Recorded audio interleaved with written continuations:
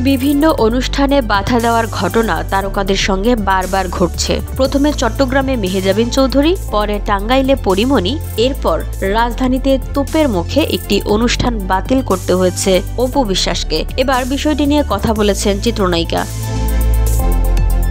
গত ২৮ জানুয়ারি কামরাঙ্গীরচরে একটি রেস্তোরাঁর উদ্বোধনে প্রধান অতিথি হিসেবে উপস্থিত থাকার কথা ছিল অপুর, কিন্তু স্থানীয় কিছু মুসল্লির আপত্তিতে অভিনেত্রীকে ছাড়াই রেস্টুরেন্টের উদ্বোধন করেন মালিকপক্ষ।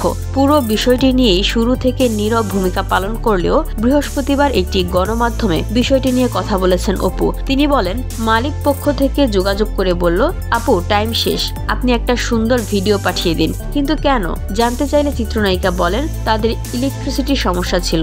আমি তো এর আগেও একটা ওপেনিং এর অনুষ্ঠানে গেছি। এ প্রসঙ্গে কামরাঙ্গীরচর থানার ভারপ্রাপ্ত কর্মকর্তা আমিরুল ইসলাম বলেন, উদ্বোধনের জন্য অপু বিশ্বাস আসবেন এমন প্রচারণা শুরুর পর স্থানীয় মুসল্লিরা বিষয়টি নিয়ে প্রতিবাদ জানান। এরপর রেস্টুরেন্ট মালিকেরা জানান, অপু বিশ্বাসকে আনলে যদি মুসল্লিরা বিশৃঙ্খলা করেন, আপত্তি জানান, তাহলে আমরা অপু বিশ্বাসকে আনবো না। আমরা ব্যবসা করব, লোকজন নিয়ে চলতে হবে, কারো সঙ্গে আমাদের বিরোধের দরকার নেই। এরপর অপু বিশ্বাসকে ছাড়াই রেস্তোরাঁর উদ্বোধন সম্পন্ন হয়েছে।